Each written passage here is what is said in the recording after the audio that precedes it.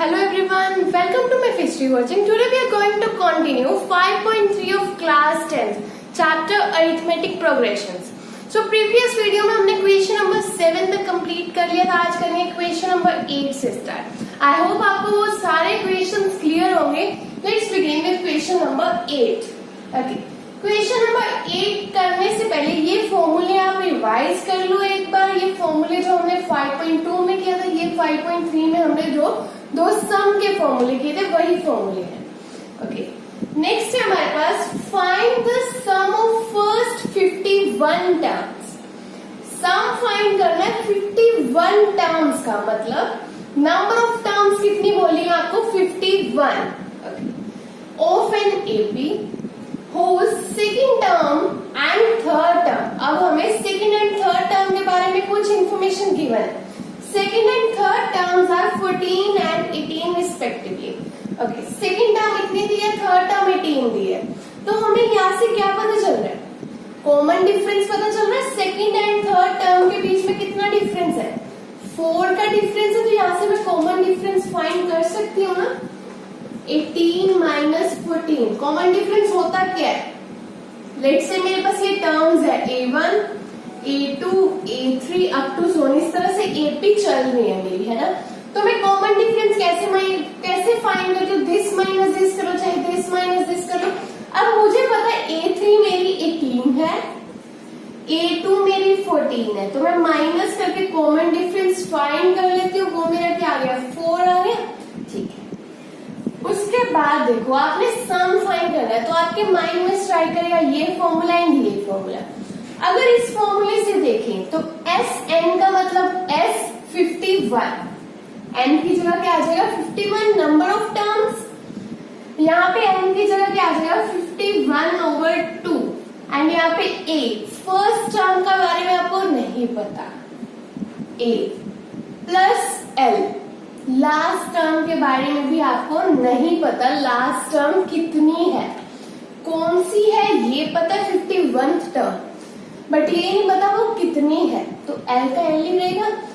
But यहाँ पे आप A फाइंड कर सकते हो. कैसे? आपको कॉमन डिफरेंस पता है तो आप A फाइंड कर सकते हो, नो डाउट. ठीक है. बट फिर भी आपको L नहीं पता, ना ही ये पता. तो एक फॉर्मूले में दो चीजें नहीं पता, आप कैसे करोगे? तो ये फॉर्मूला तो कैंसिल हो जाता है. फिर हम ये फॉर्मूला चेक कर लेते हैं. S51 is equals to N 51/2 2 into A. First term हम फाइंड कर ले. अगर सेकेंड टर्म मेरी 14 है, थर्ड टर्म मेरी 18 है, तो यहाँ पे क्या है? डिफरेंस 4 का है. इससे 4 कम कर दूं तो ये मेरी फर्स्ट टर्म बन जाएगी. 10 आ जाएगा यहाँ पे मेरे पास. तो इस तरह से आप कॉमन डिफरेंस जब पता है तो हम लोग फर्स्ट टर्म फाइंड कर सकते हैं. ठीक है. तो मेरे पास यहाँ पे A क्या आ गया? 10. ठीक है. उसके बाद यहाँ पे मैं A की जगह 10 लिख देती हूँ, प्लस N मेरा 51 minus 1 into D. Common difference is 4. इस फॉर्मूले में आपको ये सारा कुछ पता है, सिर्फ एक फैक्टर नहीं पता, तो आप वो फाइंड कर लोगे. तो ये फॉर्मूला यहाँ पे एप्लीकेबल हो रहा है. तो इसको जब सॉल्व करेंगे मेरे पास क्या बनेगा? S51 is equals to 51/2. 2 into 10 is 20 plus 51 minus 1 50 into 4. 50 into 4 200 हो जाएगा. 200 plus 20 220 हो जाएगा.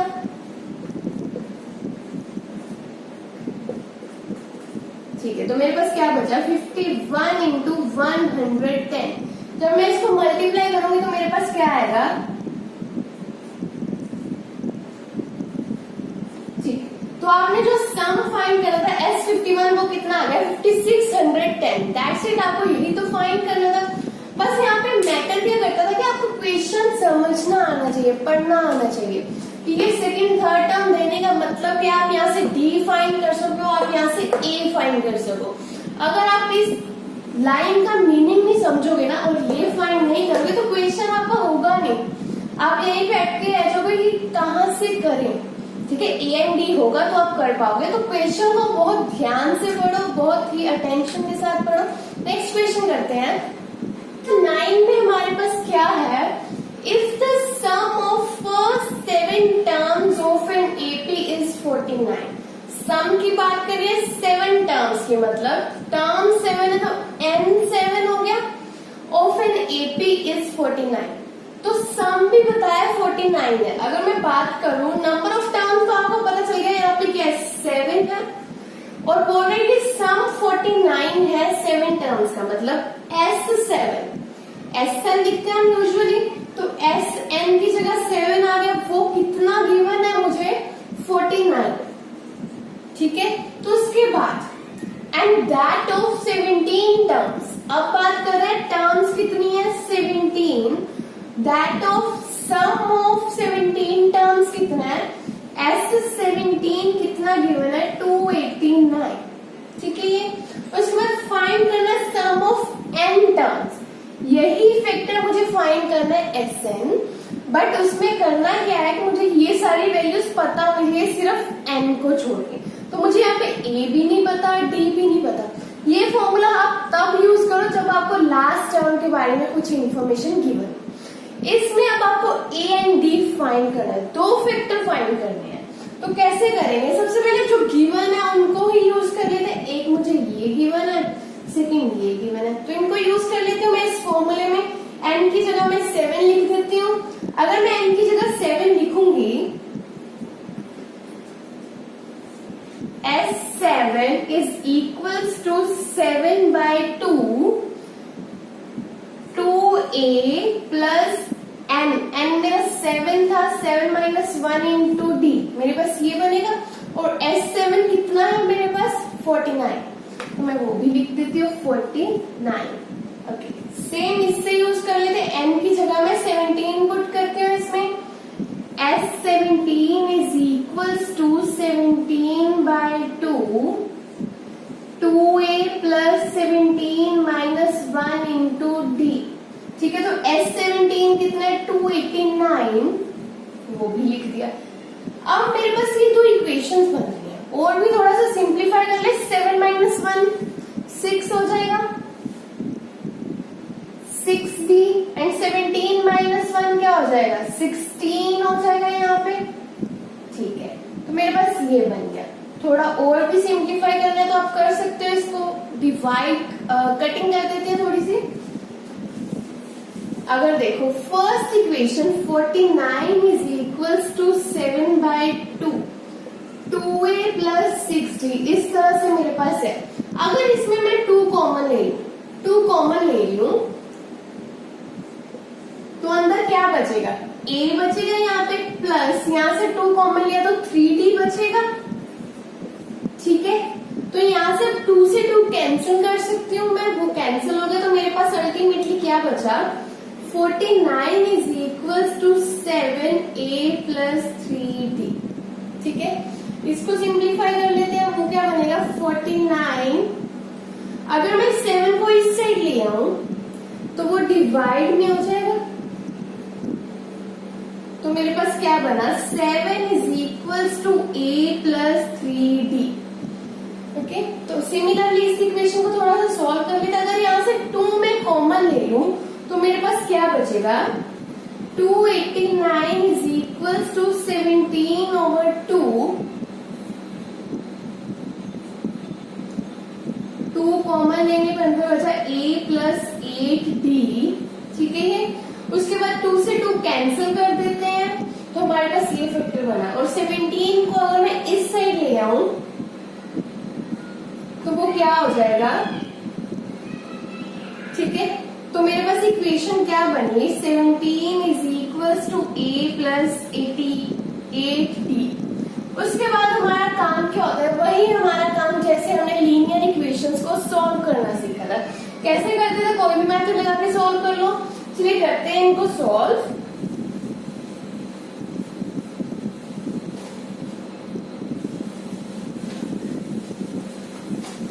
अब मुझे 2 इक्वेशंस जो मेरे पास है वो क्या है, 7 is equals to a plus 3d and 17 is equals to a plus 8d।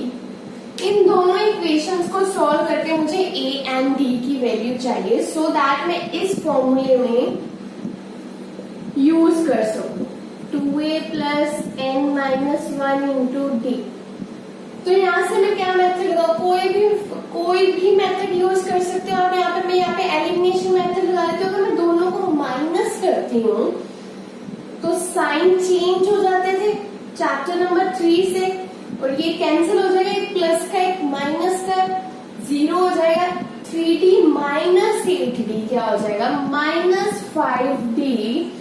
7 minus 17 क्या हो जाएगा, माइनस ऑफ 10। यहाँ से माइनस माइनस कैंसिल हो गया। 10 इज इक्वल्स टू 5d। अगर 5 को इस साइड लेके आओ तो मेरे पास d is equals to 2। d मिल गया मुझे, अब a फाइंड करना है। अब d की वैल्यू किसी भी एक इक्वेशन में पुट कर दो, आपके पास a आ जाएगा। लेट से मैं इस इक्वेशन में पुट कर देती हूँ 7 is equals to a plus 3 into 2। d की जगह मैंने सिर्फ 2 पुट कर दिया। 7 is equals to a plus 3 into 2, तो 7 minus 6 is equals to a, 1 is equals to a। a की वैल्यू 1 आ गया। अब इस इक्वेशन में यूज करते हैं इसे एस n। n मेरा क्या है, यहाँ पे n ही रहेगा क्योंकि मुझे n टर्म्स का सम फाइंड करना है। n बाय 2, 2 इंटू a मेरा 1 है प्लस n। n मेरा क्या है, n ही रहेगा। d मेरा 2 है, ठीक है। n बाय 2, अगर मैं यहाँ से 2 कॉमन ले लूं, 2 इंटू 1 क्या हो जाएगा, 2 हो जाएगा। 2 कॉमन ले लो, दोनों में 2 है तो मैं 2 कॉमन ले लूं। ये 2 कॉमन ले लूंगी तो यहाँ पे 1 बचेगा। अगर इस फैक्टर से 2 कॉमन ले लूंगी तो वो भी 1 बच जाएगा, 2 बाहर कॉमन आ जाएगा और उस 2 से ये 2 कैंसिल हो जाएगा। तो मेरे पास अल्टीमेटली ये बचने वाला है। तो क्या बना, n 1 plus n minus 1। 1 minus 1 0 हो गया, तो मेरे पास क्या बचा, n into n which is equals to n square. तो सम ऑफ n टर्म्स क्या आ गया मेरे पास, n स्क्वायर। That's it. ये आपका क्वेश्चन नंबर 9 था। थोड़ा सा समझने वाला, थोड़ी सी कैलकुलेशन और काफी सिंपल है वैसे। नेक्स्ट क्वेश्चन देखते। क्वेश्चन नंबर 10 में क्या है हमारे पास, शो दैट a1, बेसिकली आपको बात करें first term a1, second term a2 up to so on an, nth term up to so on form an AP. बताओ कि ये एपी फॉर्म कर रहे हैं, ये शो कर रहे हैं आपको, sorry. Where an is defined as below. an को किस तरह से डिफाइन करते हैं, इस तरह से। an मेरा क्या होगा, 3 प्लस 4 है। अगर ये आपके पास, एक सिंपल सी बात देखते हैं, अगर आपकी फर्स्ट टर्म है तो n क्या होने वाला है, फर्स्ट टर्म के लिए 1 होने वाला है फर्स्ट टर्म। तो अगर मैं इसमें 1 पुट कर दूं n की जगह तो मेरे पास फर्स्ट टर्म आ जाएगी 7, ठीक है। फर्स्ट टर्म मिल गई मुझे। सिमिलरली अगर मैं सेकेंड टर्म फाइंड करूं तो a2 is equals to 3 plus 4। इसमें सिर्फ a की जगह 2 पुट कर देंगे। 4 इंटू 2 11 हो जाएगा ये। सिमिलरली अगर मैं थर्ड टर्म की बात करूं तो n की जगह मैं इसमें क्या पुट कर दूंगी, 3 पुट कर दूंगी। तो मेरे पास क्या बनेगा 15 आ जाएगा। सिमिलरली अगर मैं फोर्थ टर्म की बात करूं तो a4 is equals to 3 plus 4 into 4 19। वही अगर up to so on nth term की बात करूं तो n की जगह n ही रहने वाला है ना, तो an is equals to 3 plus 4 है, ठीक है। n की जगह n लिख दिया। उसके बाद देखो, अब आपको शो करना है कि ये एपी फॉर्म कर रहे हैं। कैसे देखोगे, कॉमन डिफरेंस चेक करो। 11 minus 7 is 4, 15 minus 11 is 4, 19 minus 15 is 4। तो आप चेक कर रहे हो कि ये 4 ही आ रहा है। यहाँ पे हर टर्म में कॉमन डिफरेंस क्या आ रहा है, 4 आ रहा है। सिमिलरली अगर मैं यहाँ भी चेक करना चाहूँ तो आप an माइनस 1 के लिए चेक कर सकते हो। an से एक टर्म कम, ठीक है, तो n की जगह n माइनस 1 पुट कर देते हैं। इसको जब सॉल्व करेंगे तो क्या बनेगा, 4n minus 4 which is equal to 4n minus 1। an minus 1 ये है, an ही है, तो इनका कॉमन डिफरेंस भी चेक कर लेते हैं। an माइनस वन करके देखते हैं क्या बन रहा है। an क्या है मेरा 3 + 4n minus of this 4n - 1, 3 + 4n - 4n + 1, 4n - 4n ये तो 0 हो गया, 3 + 1 इज 4। तो आपने देखा अगर मैं nth टर्म पे जाके भी डिफरेंस चेक कर रही हूँ वो भी 4 ही बना है। तो इस तरह से आप करके दिखा सकते हो कि ये एपी ही फॉर्म कर रहा है। तो आपका जो फर्स्ट पार्ट था फॉर्म्स एन एपी ये तो सॉल्व हो गया। नेक्स्ट आपने क्या फाइंड करना था इसमें, आपने फाइंड करना है सम ऑफ 15 टर्म्स। वो कैसे फाइंड करेंगे हम लोग, आपको सम फाइंड करने का फॉर्मूला पता है, वो क्या होता था आपके पास, Sn is equals to n/2 2a plus n - 1 into d। तो 15 n की जगह 15 लिख दोगे, 15/2 2 into a।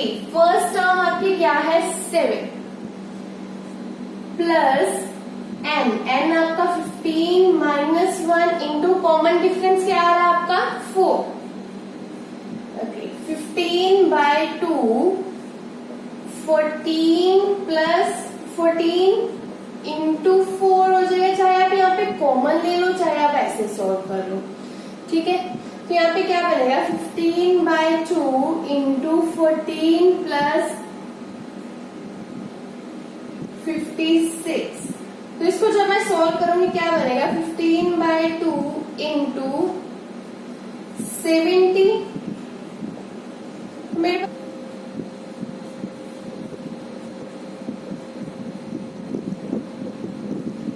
तो 15 मेरे पास क्या आ गया 525।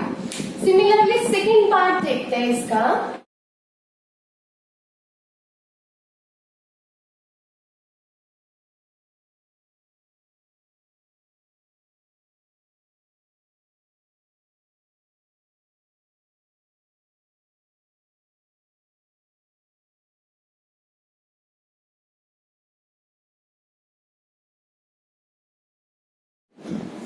हाँ जी, तो ये था आपका क्वेश्चन नंबर 10। आई होप आपको क्लियर हो गया होगा और क्वेश्चन नंबर 10 को लिखने का आपको वे भी समझ आ गया होगा।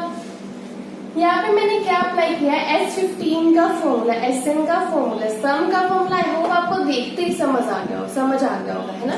इससे नेक्स्ट वीडियो हम स्टार्ट करेंगे क्वेश्चन नंबर 11 से क्वेश्चन नंबर 10 तक। आई होप आपको सारे क्वेश्चन क्लियर है।